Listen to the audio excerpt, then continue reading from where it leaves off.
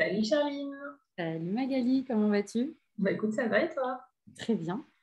Je suis Cool. contente de te retrouver aujourd'hui. Bah ouais, moi aussi, ça fait un petit moment en plus. Oui, c'est clair. Voilà. Des Alors, histoires à nous raconter. il y a plein de choses qu'on pourrait dire parce que finalement, il s'est sûrement passé plein de choses avec nos enfants et vous savez, on a fait le parti pris de se dire qu'on ne préparait pas forcément quelque chose. On a toujours des sujets en backup, hein, mais on prenait un peu ce qui se passait dans la vie quotidienne, dans nos vies quotidiennes respectives. Et Magali et moi, on a chacune 2 enfants. Et on se rend compte que il y a des moments où ils vont vivre des moments de complicité. Enfin, je pense que tu le vis aussi chez toi. Moi aussi, je le vis un peu.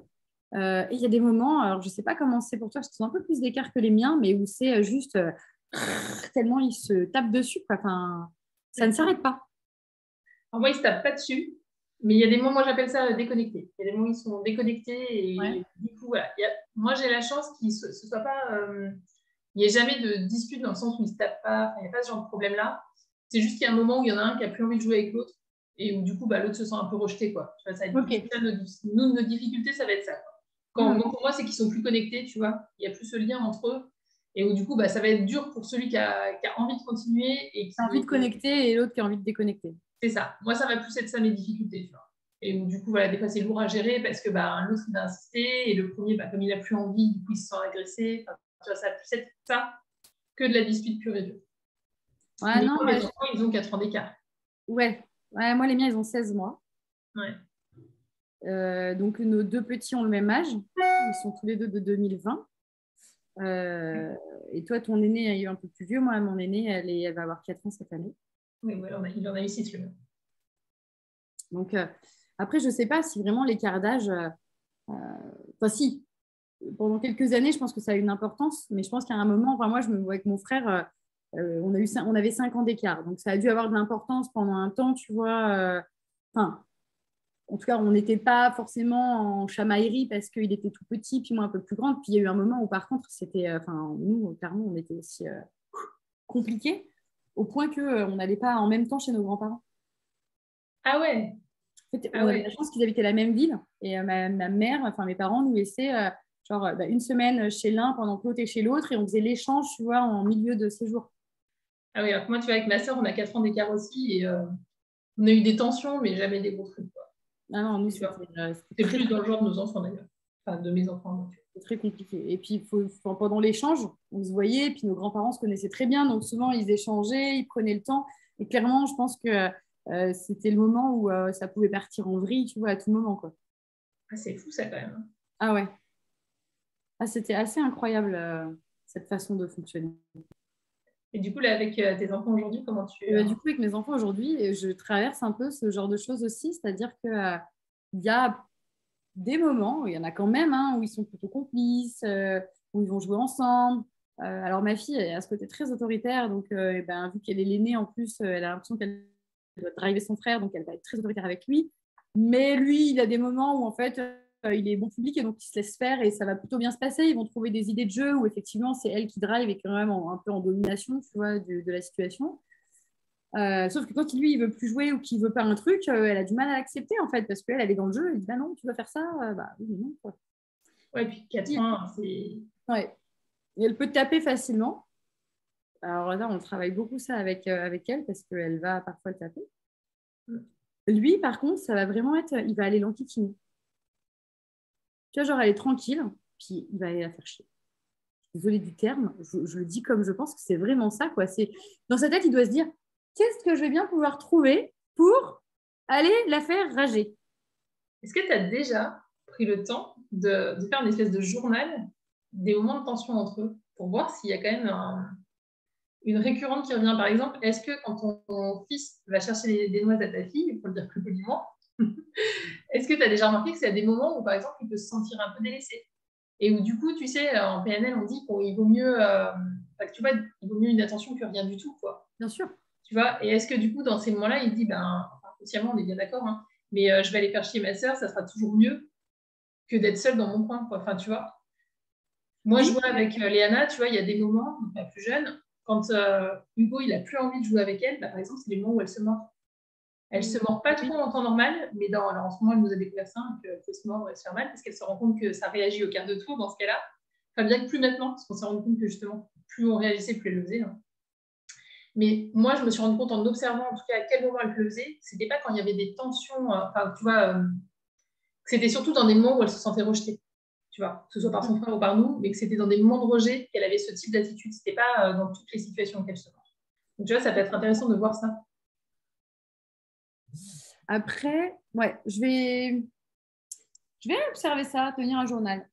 Après, du fait qu'il a ce côté très indépendant, je pense qu'en vrai, même quand on ne s'occupe pas, tu vois, il peut être tranquille. C'est juste qu'il n'a pas envie d'être seul à ce moment-là, j'ai l'impression. Ouais, mais c'est ça.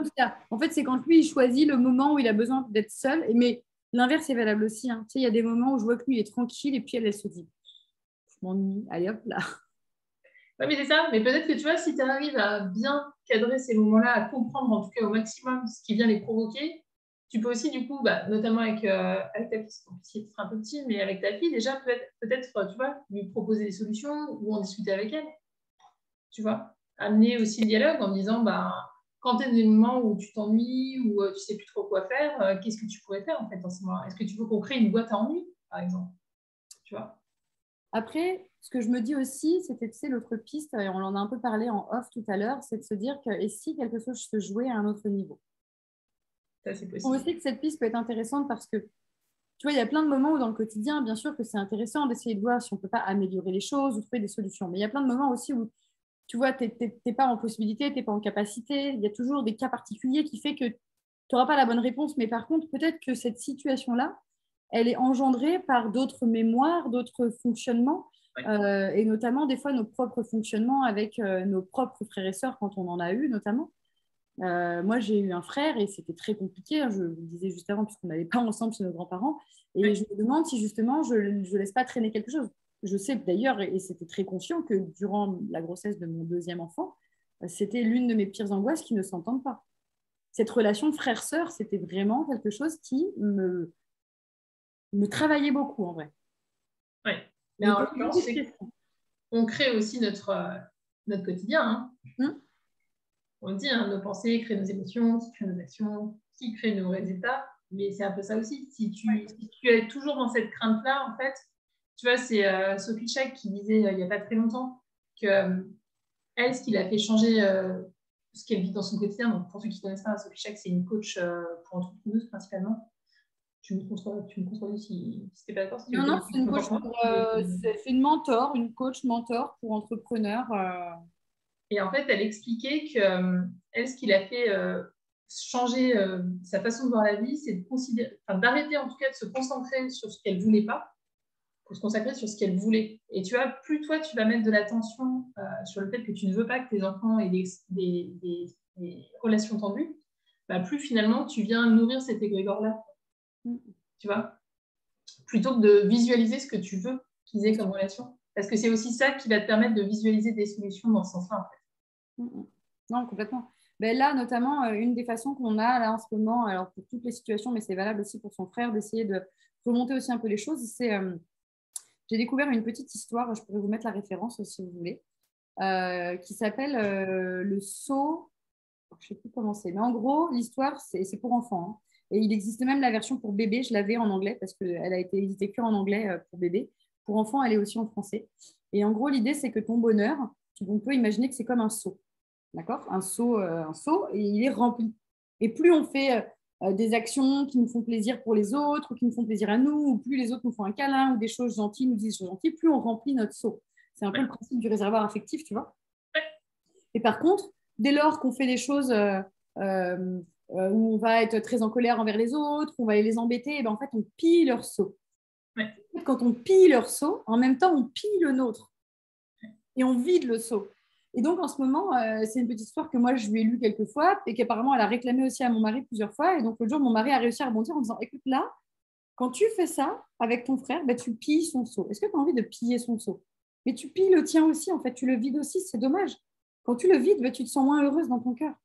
Puis lui, il se sent moins heureux. Puis nous, en fait, de voir ça, parce qu'on vous aime tellement, ça pille aussi nos seaux. Et alors, Est-ce qu'on pourrait pas plutôt remplir les seaux? Et en fait, elle s'est arrêtée de tout d'un coup en mode ah, attends, là, je suis en train de me souvenir d'un truc dans mon histoire. Et je pense qu'elle visualise parce qu'il y a un espèce de seau avec des cœurs et des étoiles, tu vois. Donc en fait, ça doit lui parler. Et en ce moment, on travaille beaucoup ça, en fait, avec cette histoire de seau rempli ou de seau plié, en fait. C'est chouette. Et c'est super chouette et je pense que ça lui parle beaucoup. Et il y a plein de moments où même, au-delà même de la relation frère-sœur, on arrive à, casser, en fait, une situation, tu vois, où on sent que c'est en lui disant, attends, là, au niveau du seau, c'est comment d'après toi? Qu'est-ce qui se passe au niveau du seau? Ah, bah là, il se vide. Ok. Est-ce que c'est chouette qu'il se vide? Parce que là, tu vides le seau de qui? Et elle arrive à dire le tien, le mien. Ah, d'accord. Est-ce qu'on continue comme ça ou est-ce qu'on fait autrement? Ah non, on fait autrement. Je veux un câlin. On remplit le seau. Ok.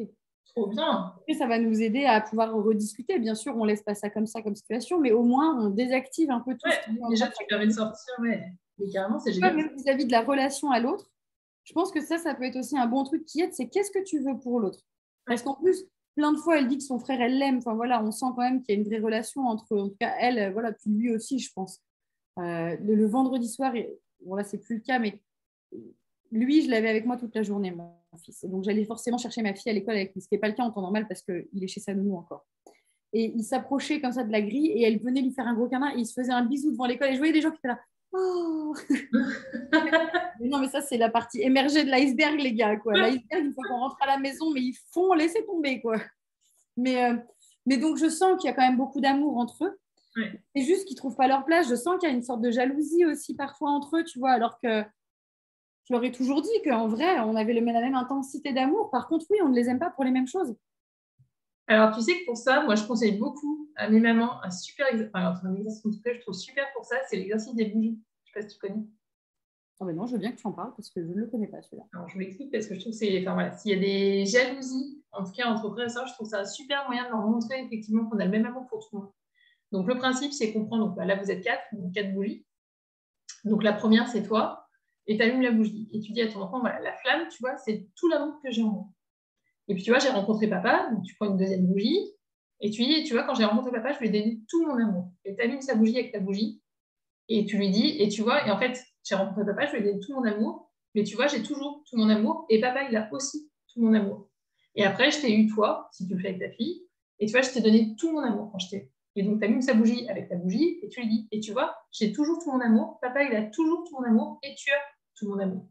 Et tu fais la même chose avec le petit frère, en disant, voilà, après, j'ai eu ton petit frère, je lui ai donné tout mon amour. Et tu vois, moi, j'ai toujours tout mon amour, ton papa a toujours tout mon amour, toi, tu as toujours tout mon amour, et ton petit frère a toujours tout mon amour. Et tu vois, c'est pas parce que je vous ai eu que ça a divisé mon amour. En fait, moi, j'ai de l'amour pour tout le monde et je donne tout mon amour à chacun. Et ça n'empêche pas que moi, j'ai toujours tout mon amour aussi. Et je trouve que c'est une super façon, parce que c'est visuel, les enfants, ils aiment le côté concret de la chose. Et je trouve que c'est une super façon d'illustrer ça pour les enfants. Ouais. Quand il y a ces phénomènes de jalousie. Je pense que je vais lui montrer. Après, je me rends compte qu'en fait, je pense qu'elle ne doute pas de l'amour qu'on a pour elle. C'est ça qui est très bizarre. Mais elle pense que ce pourquoi on va rigoler de ce que fait son frère ou les talents de son frère, il faut qu'elle ait les mêmes. Ah oui. Tu vois? Mais pourtant, quand on lui dit tu sais qu'on t'aime, bah, bien sûr, je sais que vous m'aimez. Ça, je pense qu'elle en est. C'est ça qui est très particulier. Mais c'est des fois les talents. Et je vois son frère, il va faire un truc qui va nous faire rire, même si c'est un peu une bêtise, bah, elle va le refaire derrière. Mais non, en fait, c'est. Ouais. Et je lui dis, mais en fait, toi, tu fais plein de choses formidables, mais je suis très admirative de ça. Mais ton frère, il ne sait pas le faire. C'est pas son truc. Et tu sais quoi? C'est pas grave. Ça, c'est quelque chose aussi dont je parle beaucoup, sur lequel je reviens beaucoup souvent en séance quand j'ai des jalousies frères-sœurs. J'essaye de trouver le moyen d'expliquer aux enfants que ça ne change rien. Tu sais, je pense que quand on dit à nos enfants qu'on les aime pareil, en vrai, on leur ment. Oui. Parce que on les aime avec la même intensité. Effectivement, l'amour, la flamme, elle est la même. Mais par contre, on ne va pas les aimer pour les mêmes raisons. On ne va pas admirer les mêmes choses chez eux parce qu'ils sont profondément différents. Et c'est justement parce qu'ils sont profondément différents qu'on aime ce qu'ils sont. Oui. Et tu vois, je trouve que finalement, aujourd'hui, ce qui me manque, c'est plus de réussir à faire capter ça à mon enfant, que je les aime pour toutes leurs différences et pas parce qu'elle va faire comme lui ou inversement parce qu'il va faire comme elle et être comme elle. Ouais. Mais peut-être que, tu vois, je me suis souvent posé la question, est-ce que nous, il y a quelque chose dans notre attitude qui fait qu'elle va ressentir ça, alors qu'en vrai, on va être hyper épaté aussi par des choses qu'elle fait et lui dire qu'on trouve ça formidable et qu'on adore qu'elle fasse ça. Est-ce que c'est l'école aussi qui amène ça? Parce qu'à l'école, on demande quand même un peu le même réussite à tous les enfants. Enfin, C'est vrai, mais je pense qu'il y avait déjà ça avant l'école. Oui, ça y était déjà avant. C'est déjà un peu présent avant l'école. Donc, peut-être que l'école a renforcé un peu les choses, mais j'ai quand même la sensation que c'était quelque chose qui faisait partie d'elle, tu vois, avant, et que c'est pas un truc qui a été réveillé par l'école et la comparaison aux autres. Et tu lui as demandé ce qu'elle en pensait de ça? Du fait que vous attendiez pas forcément que ça, c'était leur unicité qui faisait. Ce qui est très bizarre, c'est qu'à son âge, en fait, il y a des fois, on arrive quand même à discuter, mais il y a des fois, elle me dit oui, je sais, mais en même temps, oui, mais je. Bah non, tu vois. Donc, Et de le mettre en scène avec des doudous.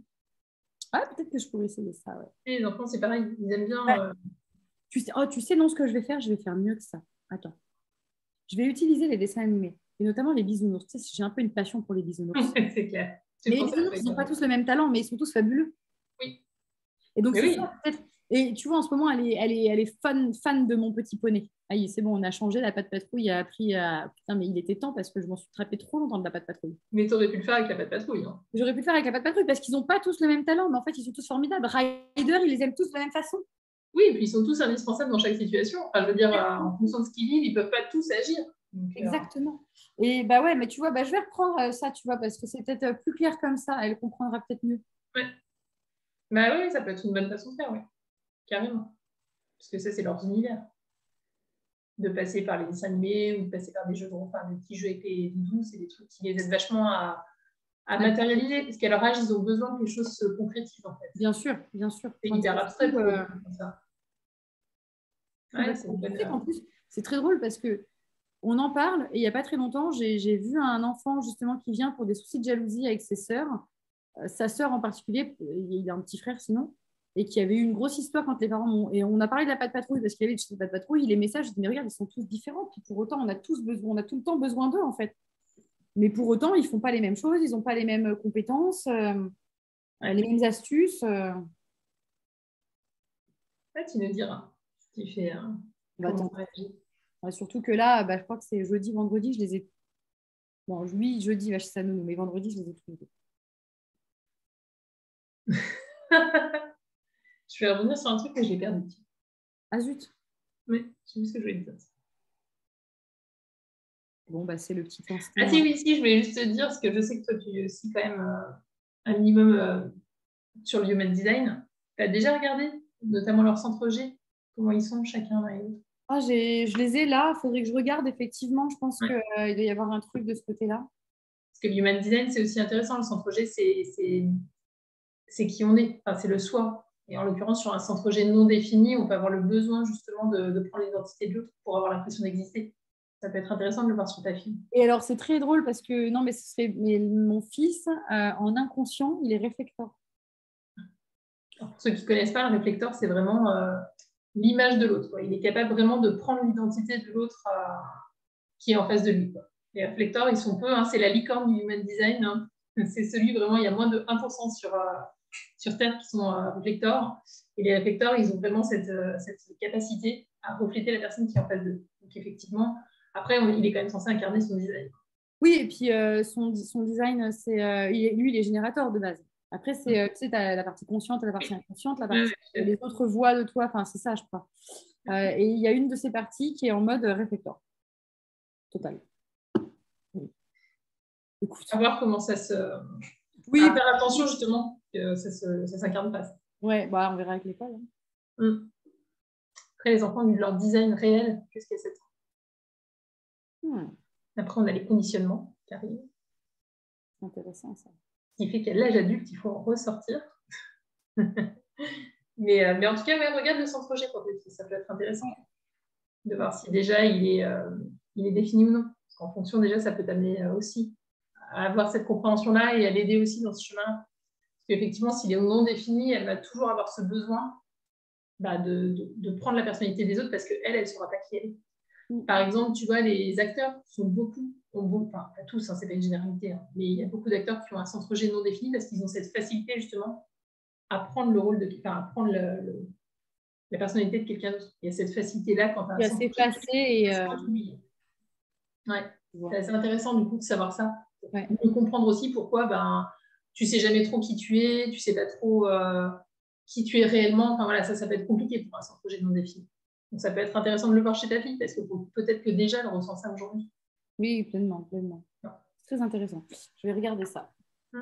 Après, mais là, je trouve qu'ils sont encore petits. Il y avait une autre chose, c'est que je me suis souvent fait la réflexion que les disputes entre les enfants, c'était difficile dans le sens où logiquement, ben, on n'a pas à arbitrer et à donner raison à quelqu'un parce que c'est comme si inconsciemment, pour l'enfant, en tout cas, on venait dire, ben, je prends ton parti, donc toi, je t'aime plus que l'autre. Ouais.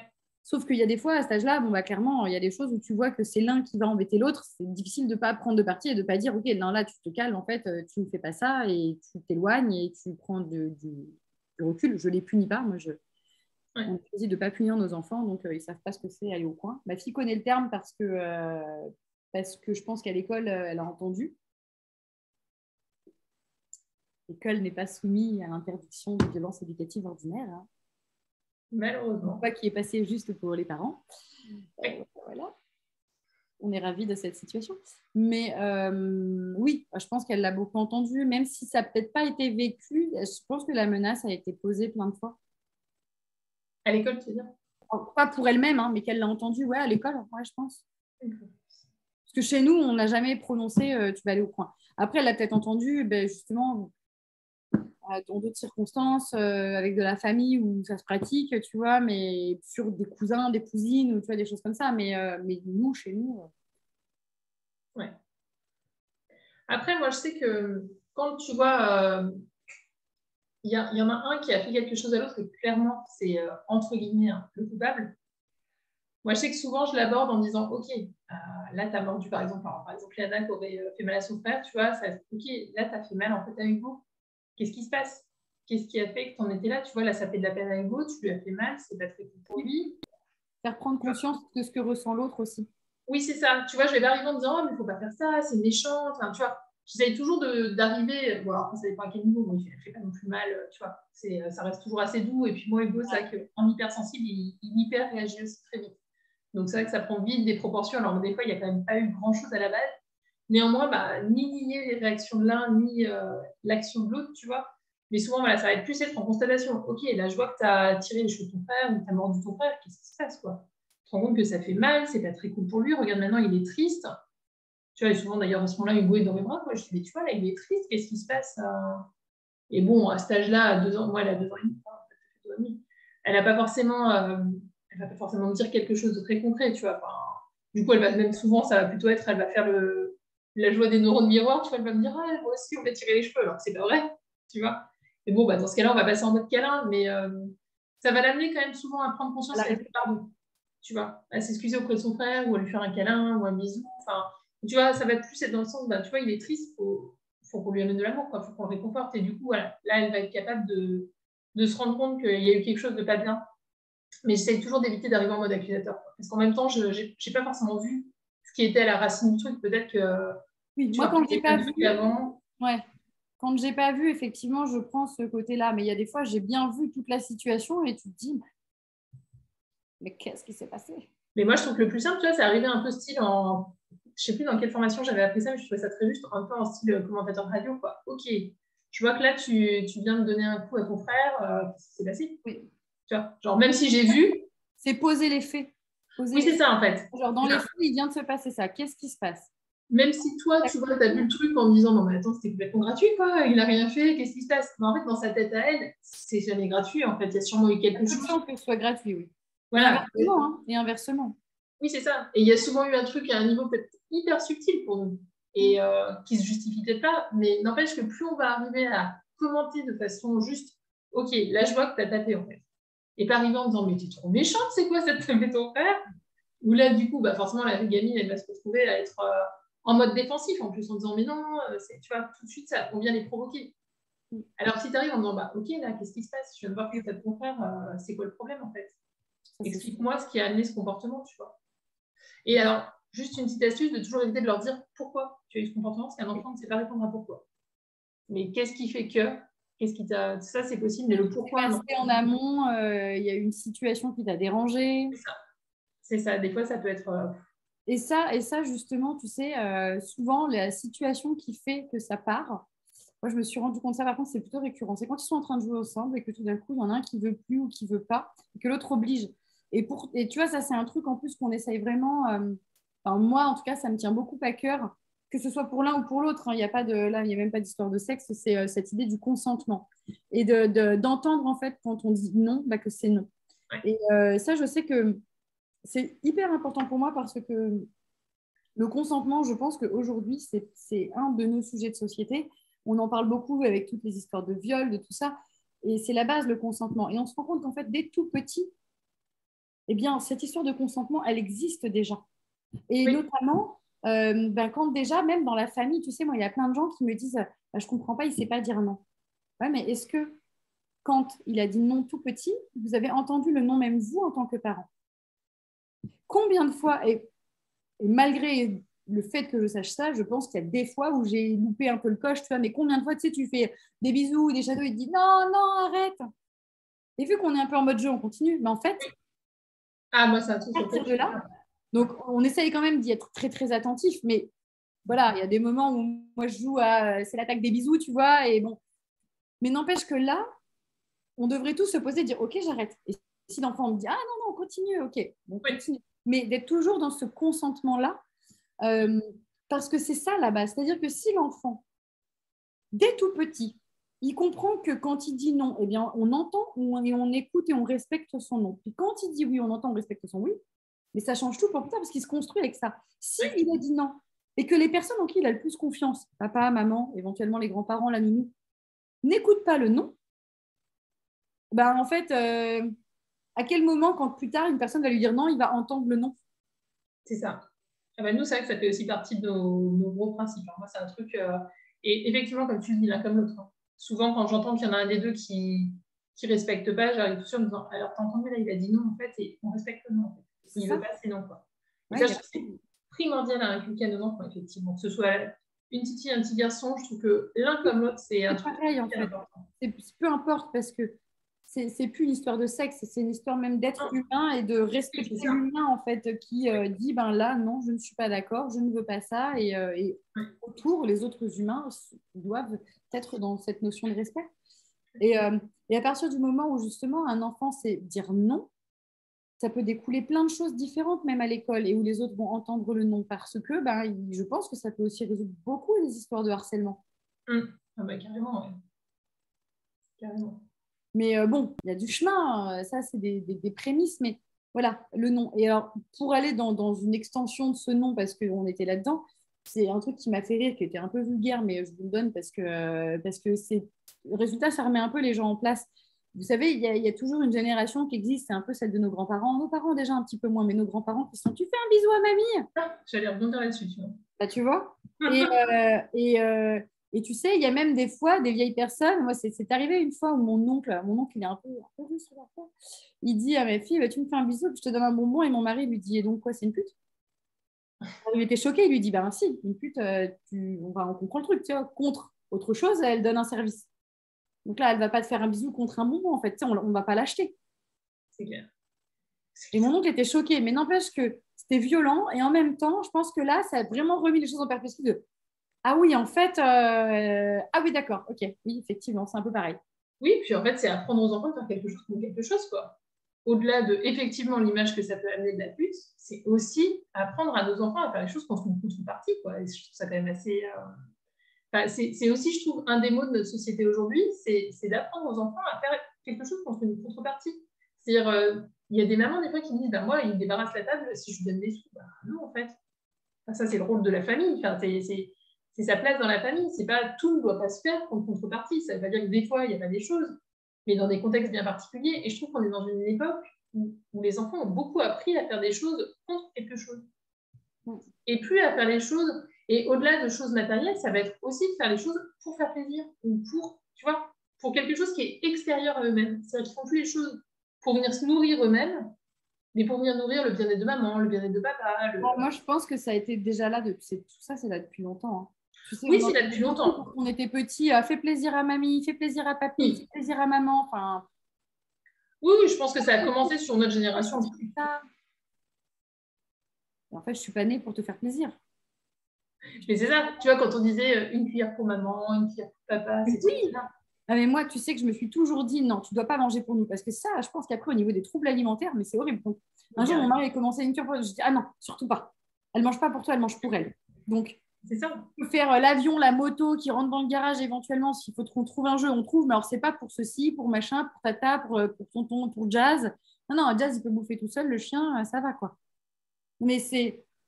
Mais ça, oui, mais ça, c'était un truc aussi. On ne se rend pas compte parce que c'est des automatismes. On a tellement été élevés comme ça. On se dit, ah, c'est pas grand-chose. Mais en vrai, C'est il y en a terrible. certains, effectivement, ça va passer, tu vois. Puis il y en a d'autres, ils vont se dire, oh là là. Mais t'en sais rien, parce que tu sais jamais à quel point ça impacte, en fait. Ça Bien impactera peut-être pas sur le domaine de la nourriture. Mais le peut-être. nombre de gosses qui ont des bonnes notes à l'école pour faire plaisir aux parents, par exemple, tu vois, et pas parce que eux, la matière les branche ou parce qu'ils sont heureux d'apprendre, en fait. C'est parce qu'ils se rendent compte que c'est là qu'ils vont nourrir le plaisir des parents, en fait. Enfin, le nombre de parents qui disent, oh, je suis tellement fière de toi, c'est génial que tu aies des bonnes notes, enfin, tout ce côté-là qui est... Ah, mais attends, on en parle. Moi, franchement, les fins d'année, ce qui me fait énormément rire. Alors, désolé si vous êtes des parents qui faites ça et qui nous écoutez là, mais je vous le dis. C'est tous ces parents qui ont des enfants en maternelle. Même en élémentaire, Bon, en maternelle, je trouve ça encore pire. Qui me dit genre, oh là là, c'est son bulletin, je suis trop fière d'elle. Mais elle est en première, en petite section, mais laisse-la vivre, en fait. Non, parce Même qu'il y a si des elle est marquée bulletins qu'elle à la avait été maternelle. agitée toute l'année, ben, elle est agitée toute l'année, en fait. Enfin bon, pauvre enfant, c'est peut-être qu'elle est mal dans la maternelle, mais...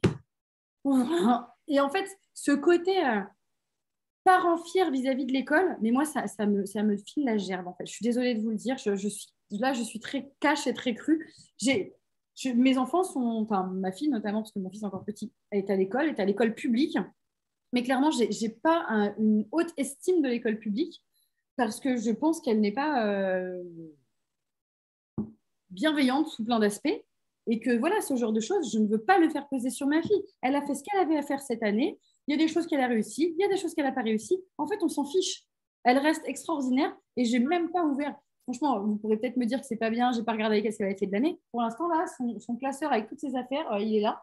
Je ne l'ai pas vraiment regardé, je l'ai regardé un peu, mais sans elle, parce que je veux pas qu'elle me dise, t'as vu ce que j'ai bien fait. Non, non, j'ai regardé. Voilà, là cet été, je sais que dénombrer tout ça pour elle, alors elle a un vocabulaire genre, mais du feu de Dieu. Très, très, très choquant d'ailleurs, des fois quand on entend parler. Alors par contre, au niveau des maths et de dénombrer, c'est. Elle a quel âge, ta fille? Elle a 4 ans. Est-ce qu'il faut savoir faire ça à 4 ans? Bah, tu sais, il faut au moins savoir compter jusqu'à 3. Et bon, pour l'instant, pour elle, compter jusqu'à 3, c'est un peu chaud chaud. Mais c'est pas grave. Enfin, si, ah, il est là, elle compte. Il y a un truc qui s'est débloqué à un moment. Mais moi, tu vois, ça c'est pareil en fait. J'ai remarqué ça. Mais après, dans le quotidien, tu vois, je ne vais pas la faire travailler le truc spécifiquement. Par contre, on fait un petit jeu là en ce moment. Elle adore faire des mémories. Donc, Ouais. c'est chouette. On joue beaucoup aux mémories. Et donc, à la fin, je dis, tiens, bah, on va les compter. Tu vas compter ceux de maman, tu vas compter les miens. Mais si elle me dit, j'ai pas envie de compter, bah, elle compte pas en fait. Et puis, bah, moi, je vais les compter ou je vais te montrer comment moi je les compte. Et puis, basta, on s'en fiche.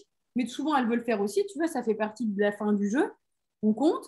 Ok, t'en as combien? J'en ai 100. Maman, combien? Ok. Et qui c'est qu'en a le plus? Bah, des fois, elle se trompe, des fois, elle se trompe pas, mais en fait, on s'en fiche. Je dis, ok, c'est vrai, c'est moi, bon, bah voilà, ou ok, c'est toi, et puis c'est tout. Mais ça vient par le jeu. Moi, je sais Ça que, vient tu vois, par le jeu. Hugo, donc il va rentrer l'équivalent CP du classique. Nous, dans les années qu'il a fait, qui correspondent au niveau maternel du classique, on n'a pas tout ça, en fait. Ils apprennent absolument pas tout ça. Nous, c'est juste jeu, voilà, apprendre à faire le pain, apprendre même pas, enfin, faire de la peinture, tu vois, et apprendre à jouer dehors. Enfin, voilà, c'est tout le jeu, en fait. Nous, ils ont fait que jouer pendant 3 ans. Non, Et, mais c'est euh, ça, hein. et il a 6 ans, donc il va rentrer à l'équivalent CP. Et en fait, il s'est compté jusqu'à 50. Pourtant, personne, et nous, encore moins que les autres, lui avons appris, en fait. Tu vois, moi, je lui ai jamais demandé d'apprendre quoi que ce soit, en fait. Enfin, moi, je Ah suis non, mais complètement... moi, en dehors de les. Enfin, moi, tu vois, même depuis qu'elle est petite, il y a eu un moment, je pense que j'aurais voulu être plus dans la stimulée de choses. Et puis, à un moment, je me suis dit, mais en fait, non. En fait, tous les enfants apprennent. On est dans une société où, de toute façon, on sait tous lire. Et là, par exemple, en ce moment, elle commence à vouloir déchiffrer, à vouloir machin, mais toute seule, tu vois. Donc, je me dis, ah, il y a un truc qui est en train de s'ouvrir au niveau de la lecture. Donc, je lui dis, tiens, tu aimerais savoir lire? Elle me dit, ah, bah oui, ce serait chouette. Bon, ok. Donc, bah maintenant, quand on entend une lettre, on fait son son, tu vois, on joue à ça. Mais voilà, elle m'aurait dit non, bah non, en fait. Ok. Ouais. Et oui, c'est ça. Demain, ça se referme. Ah, bah, ça se referme, en fait, c'est pas grave. Mais c'est ça. Je, je pense, moi, clairement, j'ai été cassée par l'école. Donc, je ne sais pas comment je vais évoluer avec mes enfants à l'école, mais je pense pas être une mère en mode faut que tu réussisses, faut que tu sois sage à l'école. J'en ai rien à faire. sois tel que tu dois être. Ça me ferait juste mal au cœur si tu es puni parce que c'est pas un truc avec lequel on est en raccord et je sais que ça te ferait mal au cœur aussi, que tu comprendrais pas forcément pourquoi, mais à part ça, c'est peut-être la seule raison pour laquelle je voudrais que tu sois sage. Pas pour être sage, mais pour éviter de subir des trucs qui seraient pas chouettes pour toi. C'est tout. Non, mais c'est ça. Enfin, nous, je te dis, on s'est tellement pas retrouvés dans le système scolaire qu'on y a pas tout. Donc, Non, moi, non, c'était mais après, voilà, nous, c'était des discussions où on n'était pas toujours d'accord. Et il y a un moment, je me suis dit, OK, moi, je vais faire les choses autrement, tu vois, à la maison. Et puis, voilà, c'est ça aussi. on a aussi un aura, un truc qui rayonne, tu vois, à la maison en tant que parent. Et, Oui, et le contexte familial était important. J'ai quand même parce qu'il y a mon homme qui rentre.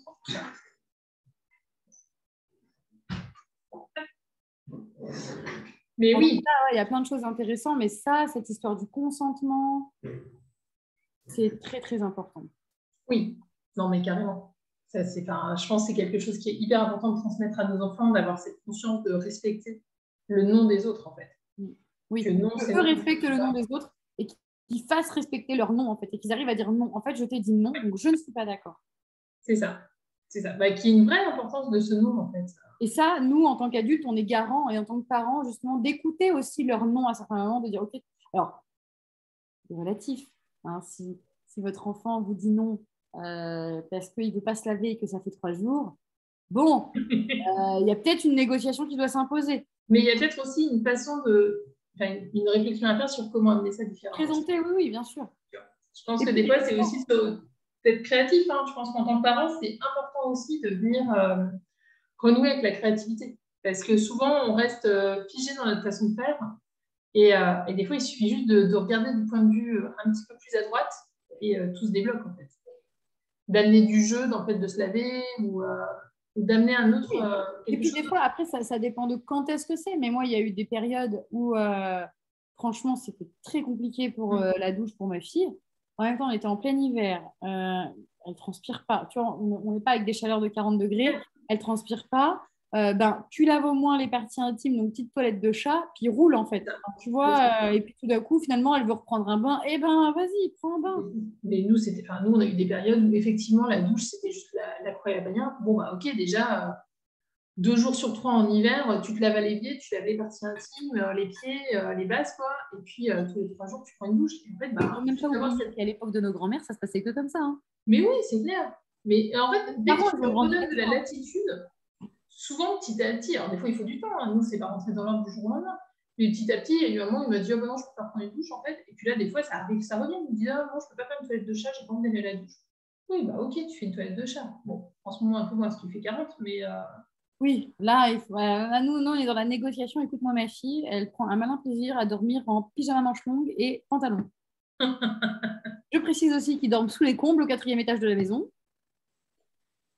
Et forcément, qu'il y a 2 nuits, ça l'a réveillée. Donc, je lui ai dit, non, mais en fait, je pense que tu as trop chaud, en fait. Et quand on a trop chaud, des fois, on fait des cauchemars, on dort mal. Enfin, c'est pas OK.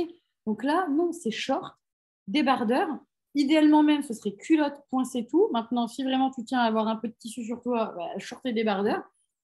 Et en fait, hier, je lui ai dit, si, essaye le short, va te voir dans le miroir. Moi, je te trouve très jolie comme ça. Elle était là, elle me dit, ah oui, c'est vrai que je suis très jolie. Oui, je vais rester comme ça. Tu avais raison, maman. Ah, merci. Mais c'est vrai que bon, il y a des fois, c'est long, il faut accepter. Voilà, l'autre jour, elle voulait dormir. Bah, dors comme ça. Mais je pense que tu vas avoir chaud. Bah oui, mais c'est ça. Mais c'est bien aussi qu'il fasse l'expérience. Oui. De toute façon, je pense qu'on a tous mis la main près du feu pour se rendre compte que ça brûle. C'est ça. Comme jeter de temps. Et ouais, mais c'est pas la même chose de l'avoir vécu que Et oui, et c'est pour ça. Avant de croire pleinement en fait les autres, je le vis. Mais c'est la meilleure façon d'apprendre. Hein. Ouais. L'expérience, et en fait, plus quand ils sont petits, on leur laisse faire leurs expériences, on leur laisse vivre des trucs où nous, on se dit, mais je veux pas qu'ils fassent ça. Et qu'on met de côté aussi notre propre appréhension pour leur laisser vivre leurs expériences. Moi, à l'âge adulte aussi, on a besoin de tester des choses qu'on n'a pas eu l'occasion à des degrés. Tu vois, je sais plus qui c'est qui explique ça. C'est Isabelle Filiosa ou je ne me rappelle plus qui explique ça.